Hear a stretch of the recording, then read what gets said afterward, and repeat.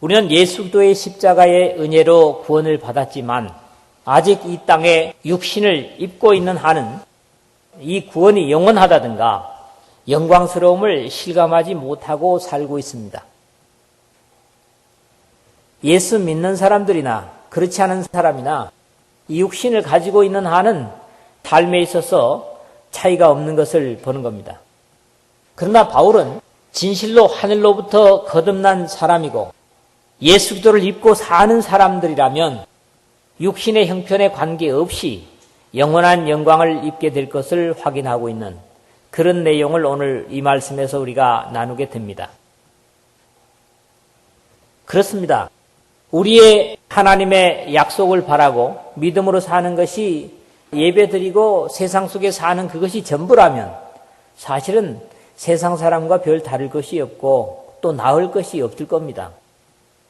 그러나 우리는 이보다 더 위대하고 놀라운 하나님의 구원의 약속을 가지고 있다고 하는 사실에서 감격과 소망을 가지게 됩니다. 오늘도 이 길지 않은 말씀이지만 세 부분으로 나눠서 생각을 하겠습니다. 그 첫 번째는 1절에서 3절까지 우리 육신의 장막집은 언젠가는 반드시 무너진다 하는 겁니다.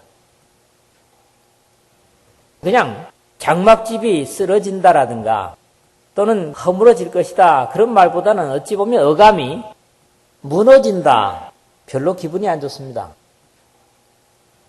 바울 사도는 한번 벗게 될 이 육체의 집보다도 오로지 영혼에 속한 사람이 세우거나 또는 허물을 수 없는 집에 간절한 기대를 가지고 이 고백을 하고 있다고 믿습니다. 우리의 육체는 언제건 한번 죽는 것은 창조주 하나님께서 정하신 이치입니다. 히브리서 9장 27절의 말씀이 그렇죠? 한 번 죽는 것은 사람에게 정하신 것이요 그 후에는 심판이 있으리니 그랬습니다. 한 번 우리가 죽는 것은 사람에게 하나님께서 정해놓은 것이다. 죽음이라고 하는 것은 사실은 죄의 대가 아니겠습니까? 죄의 결과지요. 그런데 안타까운 것은 죄를 용서함 받은 하나님의 백성들도 한 번 죽는다는 겁니다. 사람이 한 번 죽는 것은 하나님이 정해놓으신 거예요. 그렇기 때문에 육체를 가진 사람 반드시 구원을 받았고 하나님의 영광의 약속을 누린다고 할지라도 죽을 수밖에 없는 생명입니다. 이 육체는. 그렇기 때문에 지금 바울 사도는 이런 탄식을 하고 있는 거지요. 사실 집이 무너진다고 하는 것은 결코 행복할 수 없는 것입니다. 그냥 집을 뜯었다. 다시 지으려고 뜯었다 하는 것과 집이 무너졌다. 그런데 우리 육신의 집이라고 하는 건 사실은 무너지는 것처럼 어떻습니까? 자연적인 겁니다. 세월이 가고 오래 잘 지은 집들은 몇백 년, 몇천 년을 가는 집도 있습니다. 그러나 그럴지라도 이 역사 속의 집은 반드시 무너진다는 겁니다. 그것처럼 우리 육체가 무너지는 것은 필연적이다. 그렇게 말씀을 드릴 수 있는 것이죠. 만일 땅에 있는 우리의 장막집이 무너지면 우리가 현실로 살고 있는 집은 아무리 편하고 호화로워도 임시 거처에 불과할 뿐입니다. 이스라엘 사람들이 1년에 한 번씩 자기 집을 놔두고 집이 아닌 다른 들에다가 나뭇잎으로 장막을 치고 지내죠. 그 왜 그랬어요? 그것은 광야에서 40년간 하나님의 보호를 받으면서 자신들이 살아왔다고 하는 것을 확인하는 그런 계기도 되겠지만은 이것은 뭡니까? 잠시 살기 위해서 만든 이 장막, 이것은 결국 일주일이 지나면 다시 무너질 수밖에 없는, 그대로 둬도 무너지고 철거해도 무너지는 겁니다. 그렇기 때문에 이스라엘은 그런 하나님의 가르침을 통해서 어찌 보면 우리 자신들의 요한한 생명을 의식하게 했고 하나님 앞에 교만하지 않도록 했던 것을 우리가 보는 겁니다. 모두의 집은 사람의 집처럼 다양합니다. 어떤 사람은 평생을 병원 한 번 안 가고 지내는 사람도 있습니다. 그런가 하면 어떤 사람은 자주 병원에 가야 살 수밖에 없는 그런 약한 집도 있어요. 영혼이 담겨있는 이 몸집도 다 다릅니다. 천차만별이죠. 만일 땅에 있는 우리의 장막집이 무너지면이라고 하는 이 말은 죄송하지만 나이가 많은 어르신들만 하는 얘기가 아닙니다. 믿음의 사람들은 다 이렇게 고백할 수 있어야 됩니다. 90이 넘은 분들 여기 계세요. 많지는 않습니다만. 그런데 우리 학생들은 우리의 장막집이 무너지면 아이고 아직 살 날이 창창한데 언제 장막집이 무너진다는 얘기입니까? 그러나 그건 장담할 수 없습니다. 언젠가 무너지는데 그것이 젊은 나이 들매 상관없이 무너진다는 거예요. 무너진다고 하는 것은 의도적으로 허문다는 얘기가 아니에요. 자동적으로 소멸되는 것을 무너진다고 그러지요. 특히 바울 사도가 이 고린도서를 쓰고 있습니다만은 뭘 하면서 고린도 교회를 세웠죠?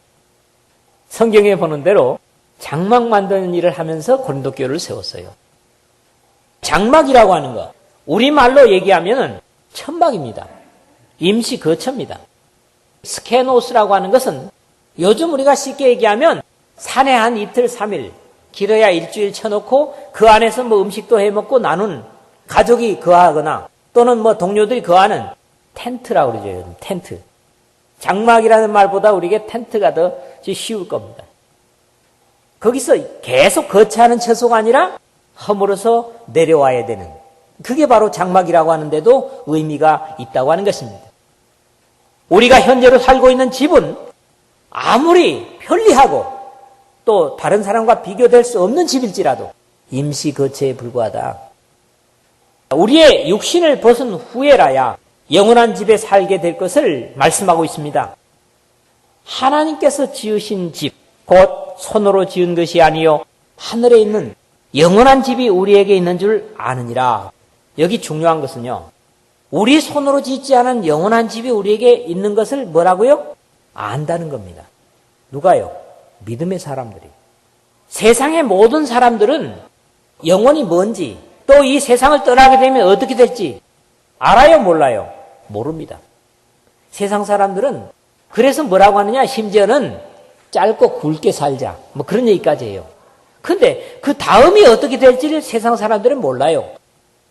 다만 예수 그리스도의 희생의 십자가와 은혜를 힘입는 우리들만이 사람이 손으로 짓지 않은 하나님께서 지으신 영원한 거처가 우리에게 있는 줄 안다.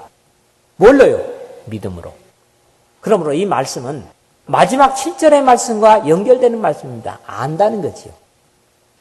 여기 바울 사도는 믿음으로 담대히 얘기하는 게 뭡니까? 안다.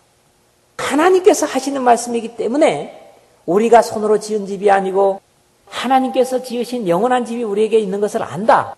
이건 적어도 믿음의 사람들은 다 확신할 수 있어야 됩니다. 그래서 어쩌면 이 순간적인 집에 사는 것보다 영원한 집에 가고자 하는 그런 기대를 가질 수 있는 것이 믿음입니다. 우리에게는 영원한 집이 있다. 이 집은 주님께서 약속한 거처이기 때문에 더 분명합니다. 내 아버지 집에 거할 곳이 많도다. 그렇지 않으면 너에게 일렀으리라. 내가 너희를 위하여 거처를 예비하러 가노라. 예수님께서 희생의 십자가를 지시기 전에 제자들에게 요한복음 14장 2절에서 그렇게 말씀하셨습니다. 너희들의 거할 거처를 예비하러 간다. 그렇게 말씀하셨어요. 이것은 그냥 제자들이 듣기 좋게 하기 위해서 흘린 말씀이 아닙니다. 이것은 예수 그리스도의 희생을 힘입는 모든 사람들에게 예외 없이 주신 하나님의 약속입니다. 귀한 약속이죠.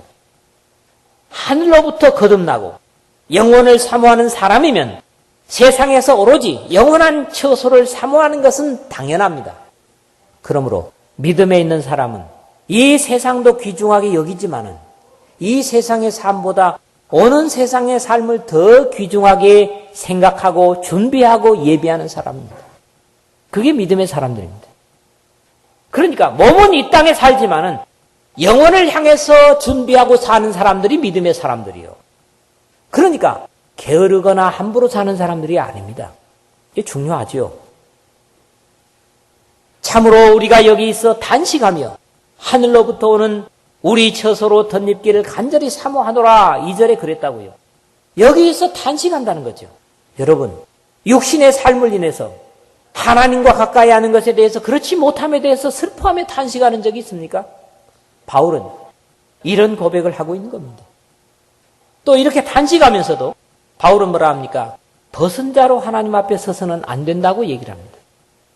물론 벗은 자로 선다고 하는 것은 많은 의미를 얘기할 수 있습니다. 우리가 육신을 입고 있다가 예수님께서 이 땅에 바로 오시면 공중으로 우리 몸이 변화되면서 들려 올려서 공중에서 예수님을 바로 만납니다. 그런데 죽은 사람들은 지금 육신은 분리되어 있는 거예요. 알맹이만 영혼만 있는 거잖아요. 사실 그런 부분이라고요. 그렇기 때문에 바울은 이런 말씀을 하고 있는데 이 말씀이 사실 애매하고 어려운 이야기입니다. 우리가 육신을 입고 주님을 만나는 것이 더 행복한 거죠. 죽어서 영혼이 있다가 다시 육신을 접합해가지고 하나님을 만나는 것보다 하나님을 바로 뵙는 것이 더 행복 아니겠습니까? 그러나 이렇게 입으면 우리가 벗은 자들로 발견되지 않으려 함이라 하는 말씀에는 더 귀중한 의미를 가진다고 저는 이해를 합니다. 우리는 거듭남으로 입게 된 보이지 않는 우리의 옷이 있습니다. 이것은 벌거숭이 임금님이 입은 척하고 입은 것으로 의식하는 그건 거짓된 옷이 아닙니다. 허황된 옷이 아닙니다. 바로 예수 그리스도를 입었습니다. 누구든지 그리스도로 세례를 받은 사람은 그리스도로 옷 입었니라. 예수 그리스도를 믿고 회개하고 세례를 받은 사람은 예수 그리스도로 옷 입은 사람들이라. 그리고 우리가 입은 이 옷 때문에, 우리가 입은 예수 그리스도 때문에 하나님은 우리 자신들의 죄의 모습을 보는 것이 아니라 우리가 입고 있는 예수 그리스도를 보기 때문에 용서가 되고 영광이 있다는 거지. 우리 자신들은 아무리 꾸며야 영광되지 못합니다. 거듭남으로 입게 된 옷, 이것을 더럽히고 이것을 벗은 상태로 하나님 앞에 서서는 안 된다는 거지요. 적어도 예수님을 입었다고 생각하고 그렇게 믿는 사람들은 말입니다. 예수 그리스도를 벗은 상태로 하나님 아버지 앞에 나타나서는 안 됩니다. 우리가 이 육신을 벗고 하나님 아버지 앞에 설 때에는 우리의 수치를 가려주는 깨끗한 세마포 예수 그리스도를 입고 서야만 합니다.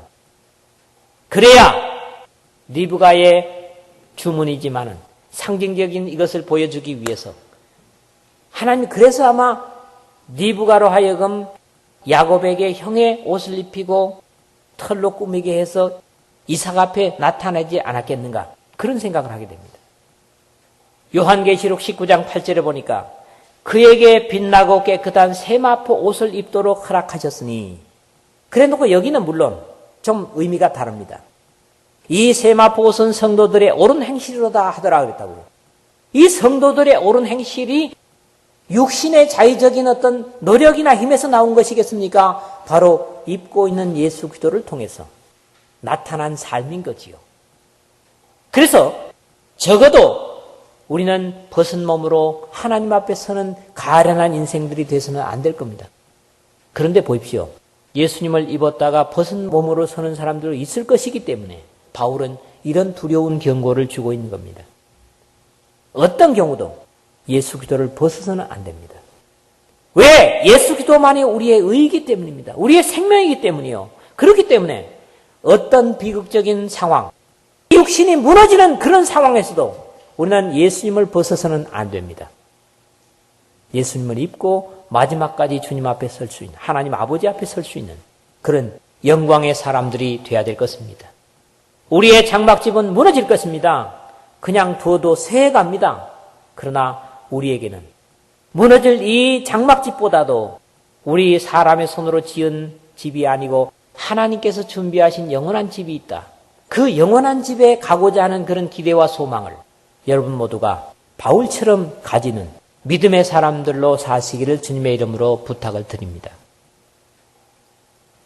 두 번째로는 4절 5절의 말씀을 통해서 생명의 권능은 성령을 주신 것으로 보증되고 있다고 하는 말씀을 봅니다. 참 어떤 경우에는 이 육신을 우리가 입고 있다고 하는 게 힘겨울 때가 있습니다. 그렇죠? 특히 아플 때. 좀 걷기만 해도 숨이 찰 때도 차라리 이 육신이 없었다면 뭐 그런 생각이 있겠죠. 바울은 사실은 로마서 7장에서 보면 이 육신을 입고 있다고 하는 것에 대해 탄식을 합니다.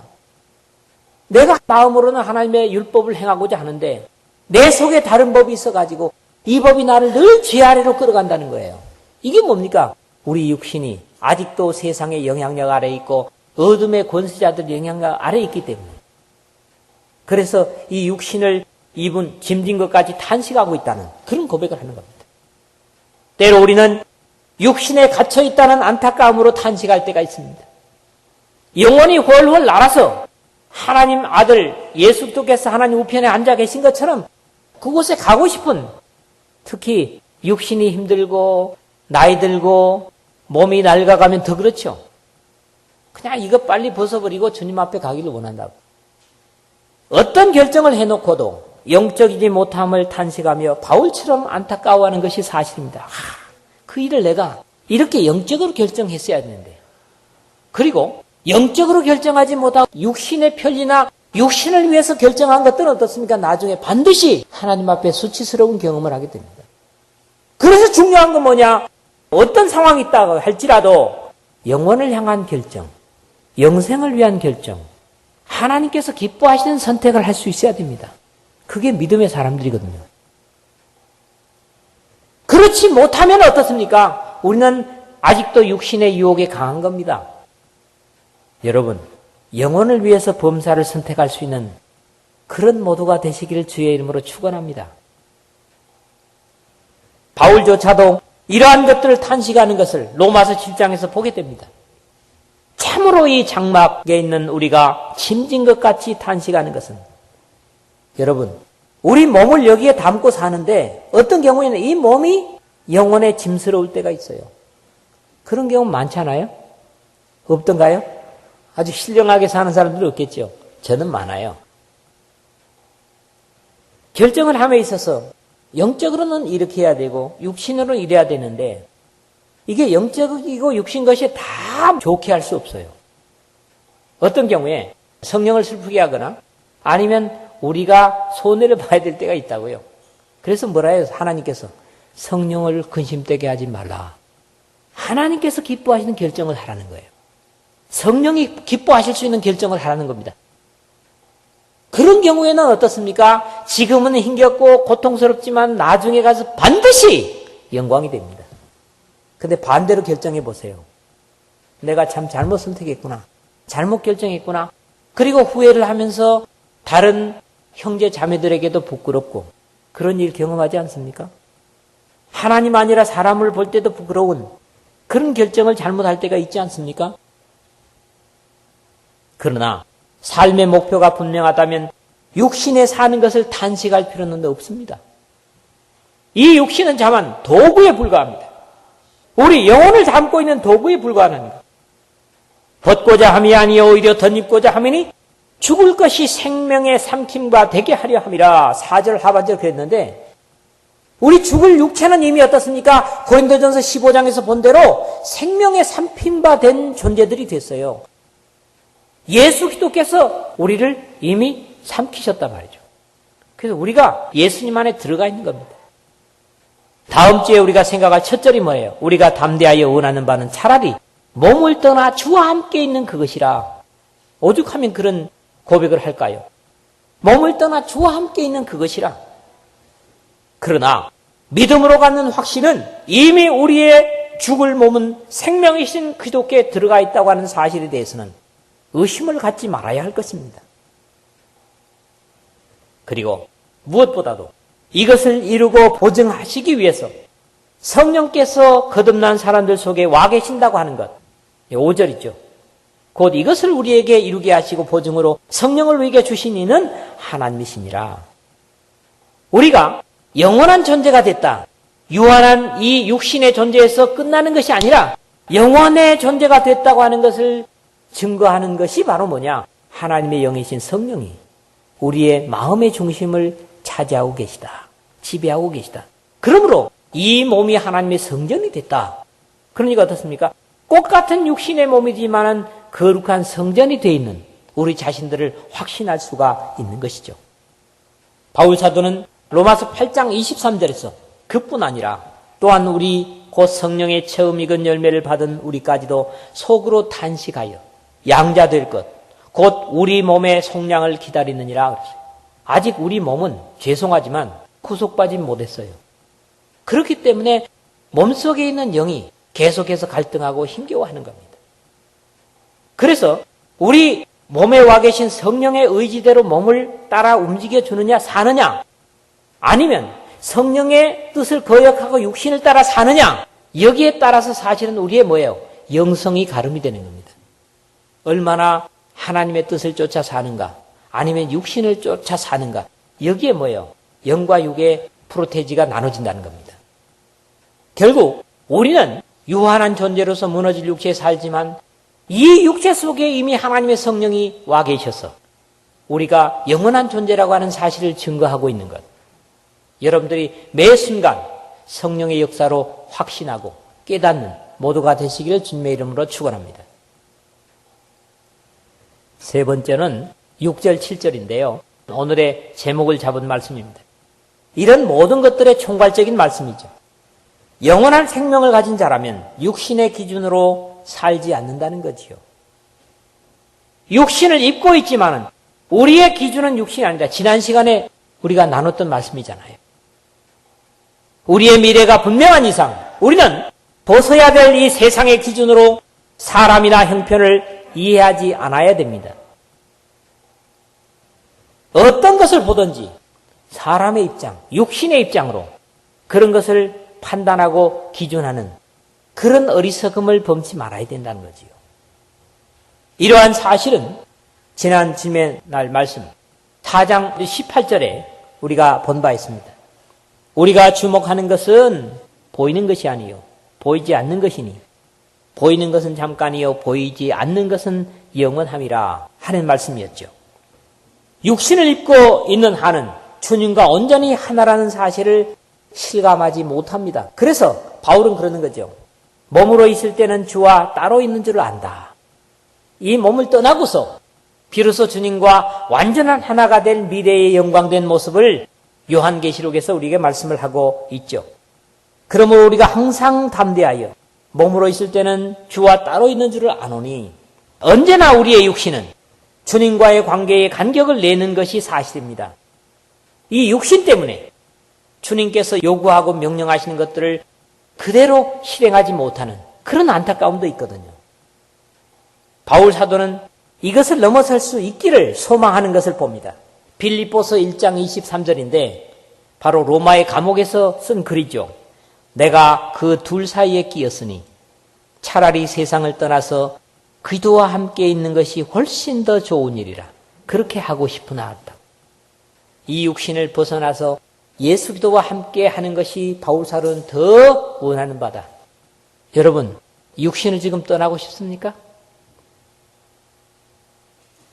주님과 함께 거하고 싶습니까? 좀 갈등이 되지요. 좋은 걸 많이 해놨는데 이거 지금 벗고 가긴 아깝죠. 그런데 사실은 그런 각오가 돼 있어야 된다고.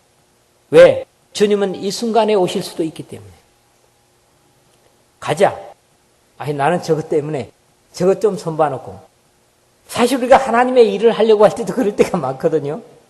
그런데 주님의 부르심에 즉각적으로 응할 수 있고 차라리 육신을 벗어나서 주님과 함께 영원히 사는 것을 더 기대할 수 있는 그것이 바로 진정한 믿음의 사람 아니겠습니까?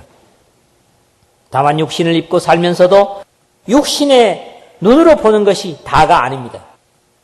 우리는 우리 눈으로 볼 수 없는 것들이 너무나 많습니다. 그리고 날이 갈수록 이 눈은 점점 어두워지지 않습니까? 그건 뭘 얘기하는 겁니까? 세상의 것들을 돌이켜 하나님의 영원한 것들을 더 잘 보게 하기 위한 그런 하나님의 섭리라고 하는 것을 생각하게 됩니다. 이는 우리가 믿음으로 행하고 보는 것으로 행하지 아니함이라. 그렇습니다. 신앙의 사람은 믿음으로 행해야 됩니다. 우리 육신에 보는 것을 따라서 기준을 삼아서는 안 된다는 거지요. 육신을 입고 있지만 벌써 기준은 그 입고 있는 세상의 기준이 아니라 천국의 기준에서 사는 것을 말씀하고 있는 것입니다. 우리의 기준은 육신에 눈에 비치는 것이 다가 아니라 우리 안에 거하시는 성령이 기준이 되십니다. 바로 영혼의 기준이 된다고 하는 거죠. 믿는 사람들은 바울처럼 고백할 수 있어야 합니다. 이는 믿음을 따라 하지 아니하였기 때문이라. 믿음을 따라 하지 아니하는 것이 다 죄니라. 로마서 14장 23절에 말씀합니다. 여러분, 어떤 일을 선택하든지 또 어떤 삶을 살든지 행동을 하든지 믿음을 따라 하지 않은 것은 다 죄라고 말씀합니다. 믿음의 사람들이기 때문에 반드시 믿음을 따라서 여러분들이 선택하고 살고 가고 머물고 그 기준이 믿음이 된다면 의가 되고 하나님의 영광을 이루게 될 줄로 믿습니다. 때문에 바울은 다음 16절에 또 이런 말씀을 하고 있습니다. 5장 16절에서도요. 그러므로 우리가 이제부터는 어떤 사람도 육신을 따라 알지 아니하노라. 비록 우리가 그리스도도 육체를 따라 알았으나 이제부터는 그같이 알지 아니하노라. 그렇게 고백하는 거예요. 이종배도 여기 앉아있는 어떤 사람도 육신을 따라 아는 관계에서 끝나서는 안 됩니다. 영적인 관계로 생각하고 그 영적인 관계를 영혼까지 지켜가기 위해서 최선을 다하는 그런 삶이 되어야 된다는 거죠. 특히 여기 중요한 말씀은 비록 우리가 그리스도도 육체를 따라 알았으나 어떻습니까? 처음 믿음이 없는 사람들은 예수님을 육체적인 이유 때문에 따르지 않습니까? 이 말이 맞는 거죠. 모두가 하나님 앞에 오는 사람들이 영적인 이유 때문에 예수님을 따릅니까? 영적으로만 예수님을 압니까? 육신을 따라 아는 것이 사실입니다. 처음에는 우리가 비록 육신을 따라 그리스도를 알았다고 할지라도 점점 영적인 방향으로 그리스도를 알아가는 그런 믿음의 성장이 있어야 된다고 하는 말씀입니다. 말씀을 맺겠습니다. 우리의 몸을, 우리 영혼이 담겨있는 이 육신의 몸은 언젠가 무너질 것입니다. 그 시기는 여러분 각자가 다 다를 수도 있고 또 아무도 모릅니다. 이것이 어찌 보면 여러분 각자가 세상을 떠나는 날이 될 수도 있고 아니면 여러분이 다 살아있는 가운데 예수님께서 이 땅에 다시 오시는 순간이 될 수도 있습니다. 그러나 어쨌거나 이 육신을 과신하지 못하는 것은 육신은 반드시 무너질 거라는 겁니다. 그러나 그것으로 끝나는 것이라면 세상 사람과 다름이 없겠지만은 사람의 손으로 잘 지은 집이 아닌 하나님께서 준비하신 영원한 집이 믿음의 사람들에게는 있다는 사실입니다. 그리고 이 사실을 우리에게 보증하기 위해서 성령을 우리 가운데 거하심으로써 하나님의 성전이 되게 하셔서 썩을 몸, 무너질 육체지만은 하나님께서 우리 속에 와 계신다고 하는 사실을 확증하고 있는 것이고 그렇기 때문에 우리의 기준은 이제 믿음으로 모든 것을 판단하고 행하고 말하고 교제하는 그런 신령한 교제가 되고 육신으로 육신의 기준, 이 세상의 기준으로 행하거나 보거나 하는 불신의 삶을 한순간도 살아서는 안 된다고 하는 그런 권면을 주고 있습니다. 우리가 바울처럼 몸에 사는 것이 오히려 더 고통이고 힘겨우며 몸을 떠나 그리스도와 함께 거하고자 하는 그런 간절한 신령한 욕망을 비록 육신 속에 살고 있지만은 육신을 먹이고 입히고 키우면서 일하고 또 관계하지만은 이런 모두의 기준을 믿음으로 행하고 그 기준으로 돌림으로써 여러분의 삶 속에 하나님의 성령이 강하게 역사하시고 그리고 하나님께서 신령한 것에 대한 눈을 더욱 밝게 띄워주는 그런 복된 주님의 백성들이 되시기를 주님의 이름으로 축원을 드립니다.